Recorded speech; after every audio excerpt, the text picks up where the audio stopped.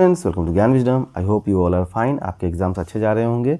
इस बार जैसा कि आपको पता है कि हमारा एग्ज़ाम जो है हर डिस्ट्रिक्ट में अलग अलग हो रहा है, तो इसीलिए पेपर थोड़ा आने में टाइम लग गया। अकाउंटेंसी का एग्ज़ाम हमारे इधर में कल है कामरूप में, और आप लोग को उधर अगर हो गया है तो कोई बात नहीं, अगर नहीं हुआ है तो आप इसको देख लीजिए क्योंकि आपके लिए बहुत ज़रूरी रहेगा। उससे पहले मैं आपसे रिक्वेस्ट करूँगा कि आप इस चैनल को सब्सक्राइब कर लें ताकि 12 में आपको बहुत सारा हेल्प मिलेगा। ठीक है, साथ में बेल नोटिफिकेशन भी ऑन कर लीजिएगा। चलिए पेपर की तरफ आते हैं।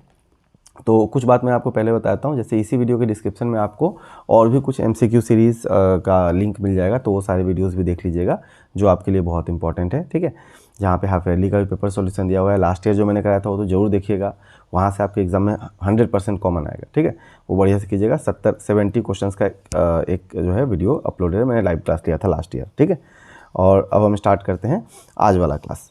सबसे पहला क्वेश्चन है, ये कामरूप रूरल का पेपर है। ठीक है, और क्वेश्चंस बहुत अच्छे हैं, तो इसको आपको देखना जरूर है और सिर्फ आंसर नहीं समझना है, मीनिंग के साथ समझते जाना है, ताकि एग्जाम में ऐसा कोई भी कॉन्सेप्ट का क्वेश्चन आए तो आप आराम से कर पाओ। विच of the following is the correct, इसमें से कौन सा स्टेटमेंट करेक्ट है आपसे पूछ रहा है। पहला बोल रहा है book keeping is a part of accounting. हाँ, ये बात सही है, book keeping is a part of accounting. Accounting records both transactions of economic and non economic, तो नॉन इकोनॉमिक को अकाउंटिंग रिकॉर्ड नहीं करता है, तो इसलिए क्या हो जाएगा, फॉल्स हो जाएगा। Asset minus capital equal to profit, तो देखिए होता क्या है, assets is equal to capital plus liability होता है ना। तो अगर हम एसेट माइनस कैपिटल करेंगे तो इक्वेशन में क्या बनेगा, लाइबिलिटी बनेगा। दैट मीन्स ये प्रॉफिट गलत है, तो इसलिए ये भी क्या है, फॉल्स है। Accounting records qualitative character of business, so accounting जो है क्वालिटेटिव कैरेक्टर को रिकॉर्ड नहीं करता है, क्वांटिटेटिव को करता है। ठीक है, दैट मीन्स ये भी क्या है अपना, फॉल्स हो जाएगा। सो ओवरऑल ऑप्शन नंबर ए जो है हमारा क्या है, करेक्ट। ओके, नेक्स्ट क्वेश्चन क्या है, देखिए नेक्स्ट क्वेश्चन में दिया हुआ है which of the following statement is false, इसमें से कौन सा स्टेटमेंट अशुद्ध मतलब गलत है। ठीक है, सो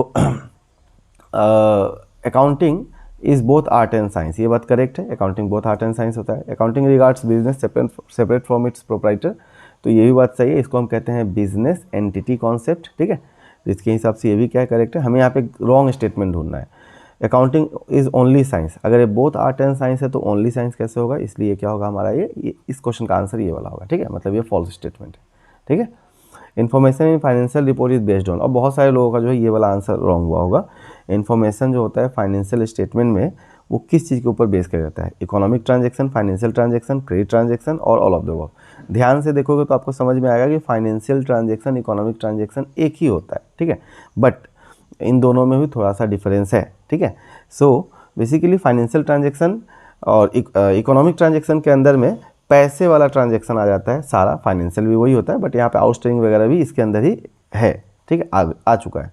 यहाँ पर तो क्रेडिट ट्रांजेक्शन एक और ऑप्शन दिया हुआ है, तो सिंस इसके अंदर में आउटस्टैंडिंग भी आ गया तो क्रेडिट ट्रांजेक्शन भी इकोनॉमिक के अंदर ही आ गया, इसलिए ये वाला नहीं है। अगर ये नहीं है तो ऑल भी नहीं होगा। सो इन डैट केस अपना आंसर कौन सा रहेगा, ऑप्शन नंबर ए। ठीक है, तो ये कॉन्सेप्चुअल थोड़ा सा समझ के चलना है, मतलब इकोनॉमिक ट्रांजेक्शन के अंदर में सारा ट्रांजेक्शन आ जाता है, तो इसलिए ऑप्शन यही रहेगा। हाँ, और कई बार ऐसा भी होता है कि आपको दो ऑप्शंस मिलेंगे और सिमिलर नेचर के, जो पहला जो होता है ना उसी को हम करेक्ट मान के चलते हैं। Internal users of are the dash of business entity. So यहाँ पे एक्चुअली पूछना ये चाह रहा है कि इसमें से कौन सा जो इंटरनल यूज़र है। ठीक है, इसमें से कौन सा इंटरनल यूज़र है, थोड़ा क्वेश्चन फ्रेमिंग में इनका भूल हुआ है। मैनेजर है, एम्प्लॉय है, ऑनर है या ऑल ऑफ द अबव है। तो आपको पता है कि मैनेजर, एम्प्लॉय और ऑनर सब के सब बिजनेस के अंदर रह के ही काम करते हैं, बिजनेस पैराडाइम के अंदर ही रहते हैं, तो इसलिए इसका आंसर क्या होगा, ऑल ऑफ द अबव।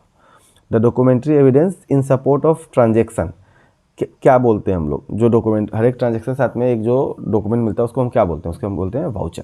ठीक है, financial statement consists of, financial statement के अंदर क्या क्या आता है, trial balance, PL account, balance sheet. So ऐसे इसके अंदर और भी बहुत सारे आइटम्स आते हैं, but according to given option हमारे पास क्या रहेगा, पीएल और बैलेंस शीट। याद रखिएगा फाइनेंशियल स्टेटमेंट में 3 मेन एलिमेंट होता है, पहला ट्रेडिंग, दूसरा पीएल और तीसरा बैलेंस शीट। ठीक है, इसके अलावा fund flow statement, cash flow statement, ये सब भी आता है, बट आपके वाले में आपके सिलेबस के अकॉर्डिंग वो सब काम का नहीं है। वाइल कैलकुलेटिंग ऑपरेटिंग प्रॉफिट, जब आप ऑपरेटिंग प्रॉफिट जब आप निकालते रहोगे, ठीक है, while calculating operating profit the following are not taken into account, इसमें से कौन सा है जो कि इसको हमें अकाउंट में नहीं लेना है। ठीक है, सो एबनॉर्मल आइटम को हम नहीं लेते हैं। Express both purely financial nature, so हम निकाल क्या रहे हैं, हम निकाल रहे हैं operating profit. Okay, so financial nature का जो एक्सपेंसेस होता है जिसमें क्या आता है इंटरेस्ट ऑन बैंक लोन, ठीक है, इंटरेस्ट वगैरह जो हम पे करते हैं वो प्योरली फाइनेंशियल नेचर का होता है, तो उसको हम यहाँ पर इंक्लूड नहीं करेंगे, ठीक है। सो एबनॉर्मल भी हम नहीं करते हैं और ये भी नहीं करते, मतलब बोथ बी एंड सी जो होगा वो हमारा क्या होगा, करेक्ट आंसर होगा, ठीक है।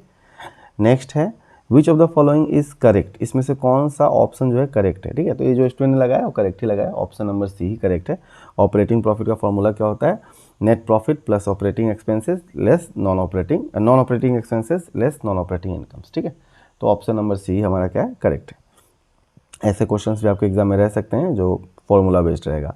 विच इज़ रेवेन्यू एक्सपेंडिचर, इसमें से कौन सा रेवेन्यू एक्सपेंडिचर है। सो देखिए, रेवेन्यू का मतलब होता है जो कि रेकरिंग हो, बार बार होते रहे, तो इसमें से सैलरी हम हर महीने देते रहते हैं, रेंट हम हर महीने देते हैं, ठीक है।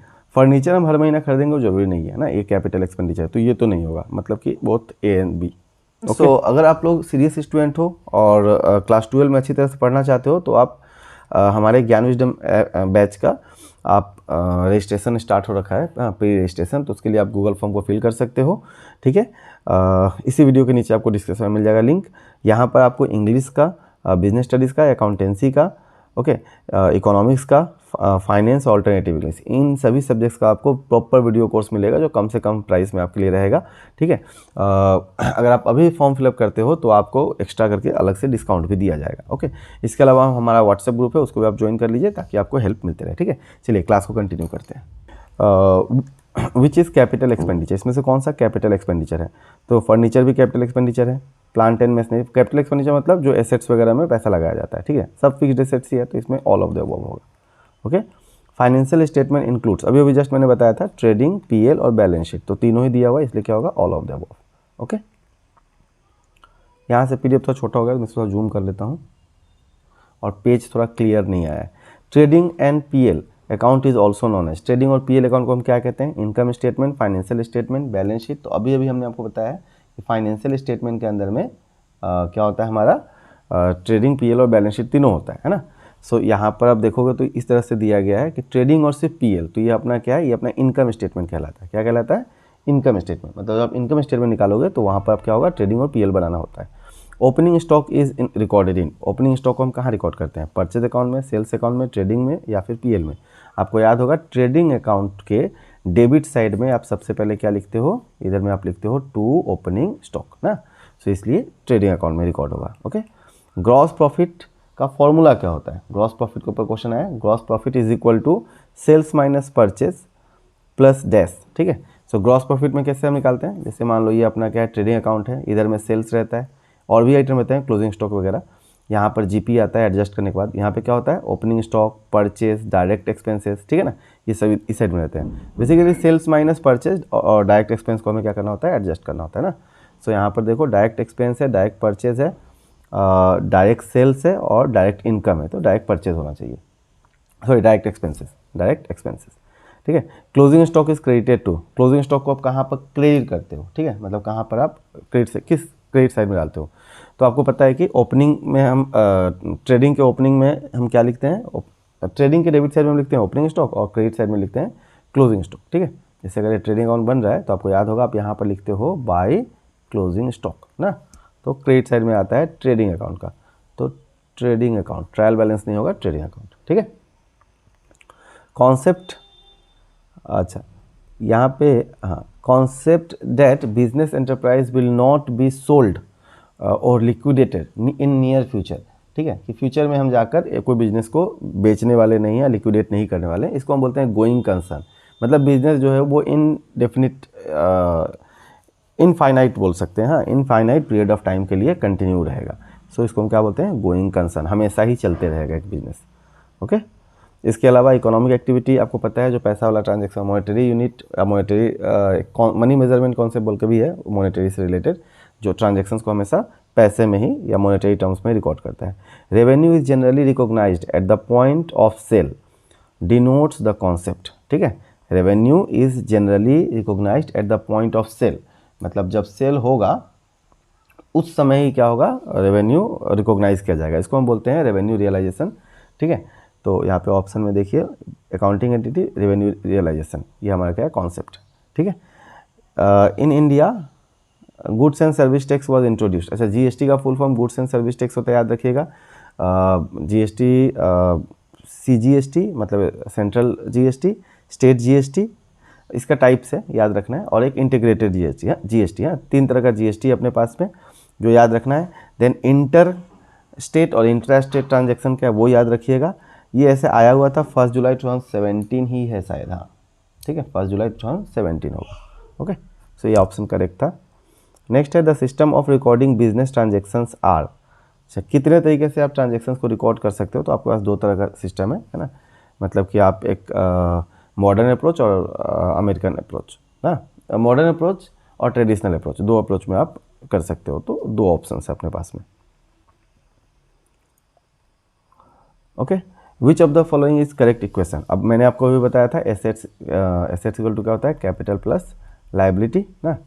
सो asset is equal to capital plus liability, मतलब ऑप्शन नंबर ए करेक्ट है। यहाँ पे इनको एक्चुअली और भी देना चाहिए था, बट इन्होंने दिया ही नहीं, ठीक है। 3 ही ऑप्शन यहाँ पर दिया, ए बी सी ही, ठीक है। सो बेसिकली हम इसको 2 पार्ट में बनाते हैं। आज ये फर्स्ट पार्ट हो गया, सेकंड पार्ट जो है आपको थोड़ा देर बाद मिल जाएगा। सो ये वाला वीडियो को आप लोग शेयर कीजिएगा अपने दोस्तों के साथ में, ठीक है। यहाँ तक कंप्लीट कर लीजिएगा और चैनल को सब्सक्राइब अभी के अभी कर लीजिए। और एक व्हाट्सएप ग्रुप है, उसको भी आप ज्वाइन कर सकते हैं, जहाँ पे आपको बीएसटी का पेपर वगैरह जो भी है वो सब आपको मिलते रहेगा, ठीक है। थैंक यू, मिलते हैं अगले क्लास में। Bye bye and best of luck.